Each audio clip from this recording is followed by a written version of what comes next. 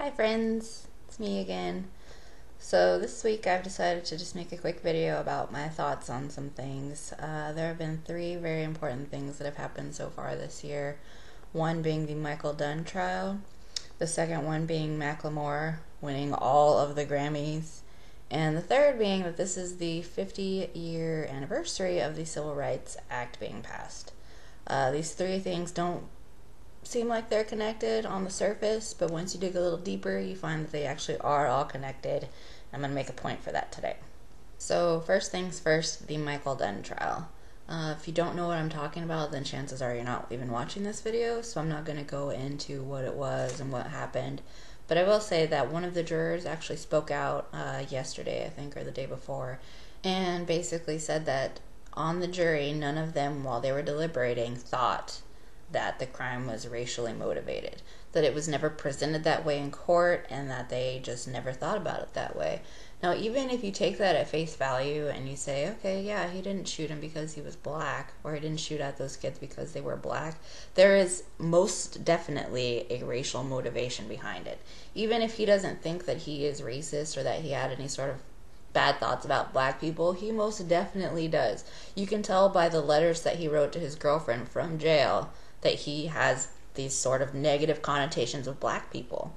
He might not even know it, but I know that they are there, and I can tell just by the crime itself. The fact that he called their music rap crap, I think, is very telling. I think that if they had been listening to something else and had different color skin, then they would not have been shot at and one of them murdered. And the fact that his defense was, I thought I saw a gun and no gun was ever found. I think that if this had played out with any other races of people, if it had been a white person shooting at white kids, or a black person shooting at black kids, or a black person shooting at white kids, that it would have been a completely different outcome, and it's pretty fucking obvious. And regardless of what your feelings on race and racial relations in the country are, this was an adult who shot and murdered a teenager, a child. And if that fact doesn't make you want to riot in the streets, then you really need to rethink your life. And now what we have to teach children is don't be afraid of monsters in the closet or under the bed, but be afraid of that white person walking down the street next to you, because they are going to use your skin as an excuse to feel threatened and scared, as if your skin color makes you somehow threatening and scary. For as long as this nation has been around, the media has portrayed black people as being the violent and scary ones, the ones that are going to murder you for no reason in the streets. But now we see that it's not the black people that are scary, it's us that are the victims. Basically, what we've said as a nation is that self-defense is no longer fear of imminent threat, but just the alleged fear. Just, I thought I saw something, I thought he looked scary, I thought that he was maybe gonna hurt me, that is enough to warrant killing somebody. It's no longer, yes, he had a weapon, yes, he was attacking me, yes, he made threats on my life. Nope. Now it's just, I thought maybe he was gonna hurt me, maybe, possibly. And if there are any naysayers out there, just know that he unloaded 10 bullets into that car, and two of them were as the car was driving away. Which means that even if you thought that maybe he shot the first couple rounds out of self-defense, you don't shoot somebody as they're leaving you in self-defense. That is revenge, and that is murder. And the fact that neither him nor his girlfriend called the police at all, ever, even the next day, shows just how little he values black life. The crime may not have been racially motivated, as in, oh, that's a black person, I'm going to shoot them because I hate black people. But there was most definitely a race factor in it. He looked at their black skin and thought instant threat. Which is, in fact, what we have been trained to do in America. I think the real question now is, where do we go from here? What do we do? I don't really have an answer for that. My first instinct is to say riot. Riot in the streets. But obviously that's not really feasible and not really a solution. So the only thing that I can say is go home and hug your children. Particularly if you have children of color. Let them know that they are not scary, that some people in the world are going to be bigots and that they'll need to protect themselves, but that there's nothing wrong with them, that they're beautiful just the way that they are. So, moving on, Macklemore. Here's my issue with Macklemore right now. I actually really like Macklemore. I like his songs. I think that he's okay. He's not my favorite, but he's okay. I have his album and I've listened to it and I like it just fine. But my opinion doesn't really matter on the music. That's not where my problem lies. My problem lies with the fact that he stole his song Thrift Shop, which won Best Rap Song, from a black guy. Paid no mind to him, didn't even acknowledge anything about it, hasn't even come out and said anything about stealing the song when it's very, very obvious that that song was stolen. Second, he won for Best Rap Album when he was up against the likes of Jay-Z and Kendrick Lamar. Now, all things being equal, Kendrick Lamar would have won. That's just the consensus among rap fans. That's the consensus among rap critics. Kendrick Lamar should have won. And even Macklemore came out and said that.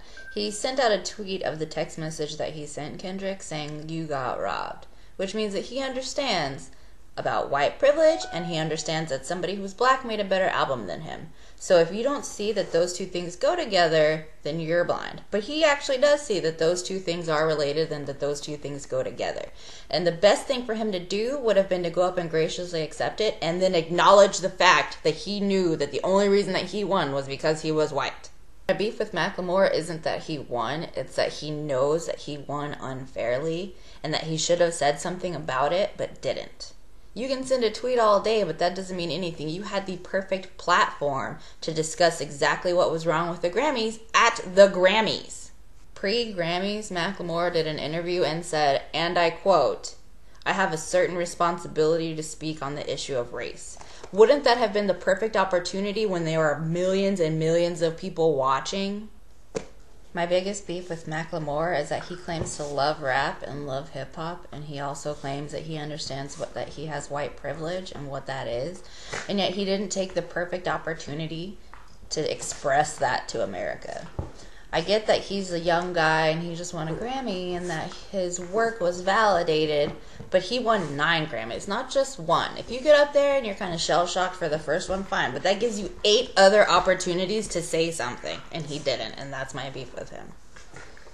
I think any rap fan will agree that the Grammys are bullshit. I think that's evidenced by the fact that the Black Eyed Peas' Let's Get Started was nominated, or the fact that Biggie's Life After Death lost to Puff Daddy. And yes, I say Puff Daddy because at the time he was Puff Daddy. I think that right there shows that the Grammys don't know shit about rap or hip-hop. But that's besides the point.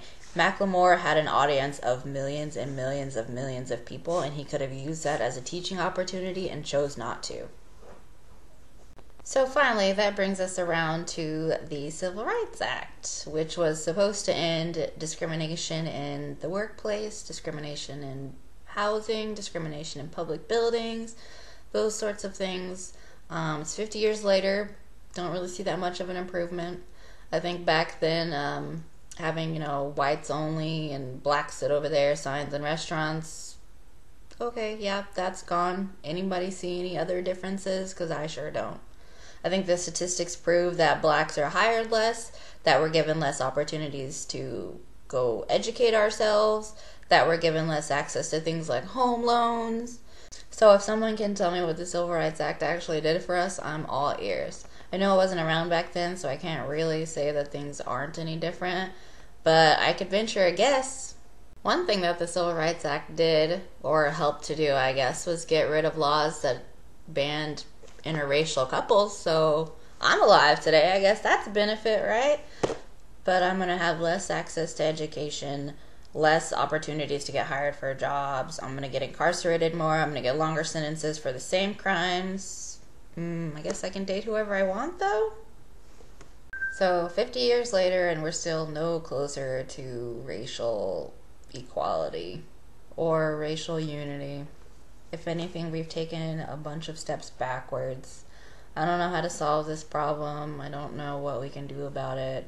I do know that thinking critically and talking about it and calling injustice out when we see it is only going to help us move forward. I know that only looking at the positive and ignoring all of the negative things about our world is only going to help us move backwards. So my challenge to you is this. Every time you hear or see racial inequality, call it out. Anytime someone makes an offensive joke or says something offensive to somebody else, don't sit by quietly. Call it out. Call out all of that bullshit every single time. A lot of people don't even know that they're being offensive. Call it out, please. For the sake of all of us as a people, call it out. Tell them to stop their fucking shenanigans and get with the goddamn program, and that program is fucking racial equality. I'm not saying it's your fault that things are being perpetuated, but I am saying that it's your responsibility to help end them. In honor of Black History Month, here is a quote from Martin Luther King Jr. He says, "In the end, we will remember not the words of our enemies, but the silence of our friends." And I absolutely fucking agree with that. Every time that I've seen someone not say shit, I remember it. Every time. I would rather you speak up and me not agree with you, or speak out about something that maybe wasn't even a problem, than for you to sit by and do nothing. Remember that. So that's all I have for you today. I thought this video was going to be a lot shorter, but I have a lot of thoughts. Just remember, go home and hug your kids tonight. Okay, bye.